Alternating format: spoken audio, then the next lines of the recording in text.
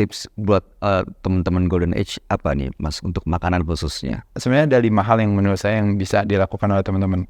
Satu adalah puasa kalau menurut saya. Kedua adalah kontrol karbo. 3 adalah prioritas protein. Keempat, bijaksana sama lemak. Dan kelima adalah melakukan aktivitas berolahraga pada saat kondisi perut kosong, habis kelar baru makan gitu. Karena kalau zaman dulu orang sakit karena kekurangan, defisiensi. Zaman sekarang orang sakit karena kelebihan, toxicity. Nah makanya kenapa puasa? Karena apa? Karena balik lagi saya katakan tadi, kapan kita tidak makan? Hanya pada saat kita tidur. Sedangkan selebihnya waktu melek, itu hampir 18 jam itu kita masukin makanan. Kalau ditanya cuma uniknya, makan berapa kali? Pasti bilangnya 3 kali. Tapi pas dicek di CCTV, 9-12 kali bahkan makannya. Nah dari situ kita bisa melihat adalah bahwa betapa dengan kita melakukan aktivitas puasa, pada saat itulah kita akan 24 jam kita, porsi kita tidak makan itu hanya 30% waktu kita tidur. Tapi begitu kita berpuasa di bulan Ramadan contohnya, tiba-tiba tuh kita menang 14 jam, 13-14 jam itu kita tidak makan. Nah selebihnya sisanya baru kita makan. Jadi kita udah langsung mendadak kita jadi 60% tadi. Nah yang makanya kenapa saya anjurkan teman-teman boleh pilih either skip makan pagi atau skip makan malam. Tapi poin saya cuma mau bilang teman-teman sekalian adalah bahwa kita makin hari makin lama. Contoh Mas Bayu dulu lagi pertama kali kita kenalan zaman dulu, misalnya perutnya 6 pack. Sekarang udah makin lama makin kenal, sekarang perutnya 6 man gitu ya. Jadi terima kasih loh Mas Ade. Nah jadi di situ Mas Bayu bisa ngelihat bahwa loh kok kenapa perut saya tambah besar. Nah tapi saya bilang sama Mas Bayu jangan pernah kecil hati perutnya besar. Kenapa?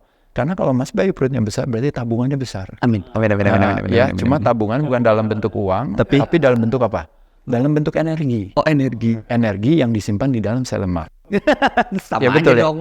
Muter-muter lemak-lemak ujungnya. Iya nggak benar. Saya justru menguatkan hati Mas. Saya cuma bilang bahwa kita punya tabungan energi yang banyak. Nah makanya kenapa kalau kita berpuasa tabungan itu akan dipakai. Oh. Gitu loh. Nah kedua, kontrol karbo. Saya cuma mau bilang adalah bahwa kebanyakan daripada profil makanan kita makronutrisi kan karbo terus. Kalau istilahnya, kalau cepat nih saya bilang istilahnya makanan kita nggak jauh-jauh dari nasi, dari roti, dari mie, dari kue-kuean, kue basah, kue kering, kerupuk, keripik, dan kawan-kawan. Nah itu kebanyakan karbo. Nah makanya kita mulai ngontrol karbo kita. Dikontrol aja. Dikontrol itu artinya kita pilih yang alami daripada yang olahan. Kalau bisa kita kurangi. Standard Indonesian diet, kita makan karbo 4 sehat 5 sempurna itu karbo kita bisa 300-400 gram per hari. Okay. Nah kalau kita bisa cut 50%-nya aja udah bagus banget. Apalagi bisa diturun jadi tinggal 100 gram. Nah kedua, prioritas protein. Nah itu tadi karena kita ngomongin Golden Age nih. Yang ada malah orang bilang gini, semakin saya tua, semakin saya makan proteinnya dikit lah, jadi salah. Nah kalau ditanya kenapa makan proteinnya dikit? Karena dia bilang katanya itu merusak ginjal. Pertanyaannya kenapa dia bisa bilang merusak ginjal? Karena itu nanti ada nuansa angka kreatinin yang tinggi. Tapi saya daripada menjelaskan secara panjang, saya cuma katakan penyebab daripada gagal ginjal itu penyebabnya adalah disebabkan karena di end stage of diabetes tipe 2. Itu hemodialisa. Itu orang harus bayarin terus seumur hidup gitu. Nah pertanyaannya, kenapa kita harus bayarin kayak gitu ya? Balik lagi tadi, karena di end stage of diabetes tipe 2 yang disebabkan karena resistensi insulin. Kebanyakan makan karbo. Nah protein kenapa diprioritaskan? Karena protein adalah is a building block batu batanya tubuh kita. Dan protein selalu ada lemak. Dan protein dan lemak adalah is the only macronutrient yang rilis satiety hormone, hormon kenyang. Makanya kenapa kita bisa mengontrol makanan kita. Makanya kenapa prioritas harus protein. Variasi, kombinasi, rotasi. Bisa dari hewani, bisa dari nabati. Iya, bisa dari daging putih, bisa daging merah. Nggak ada masalah. Iya. Oh daging merah pun? Iya dong, bagus juga. Cuma siasatnya selalu apa teman-teman sekalian? Kalau kita makan protein dengan kadar lemak yang tinggi, mensyaratkan karbo yang rendah. Ya, contoh misalnya, Mas Bayu misalnya senangnya saya mau makan lontong pada saat makan sate. Berarti makan satenya dada ayam.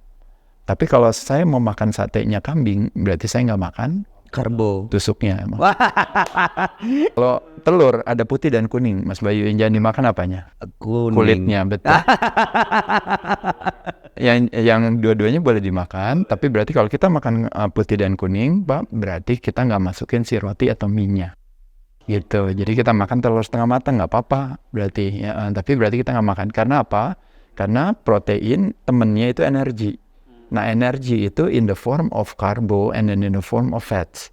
Nah salah satu itu yang kita boleh pilih. Kita mau ambil dari karbo atau dari lemak. Nah, cuma masalahnya adalah teman-teman sekalian, dua-duanya kita makan. Jadi karbo dan lemak, apalagi karbo olahan dan lemak olahan adalah dua kolaborasi yang paling mematikan, dan itu yang sering terpapar oleh diri kita sehari-hari.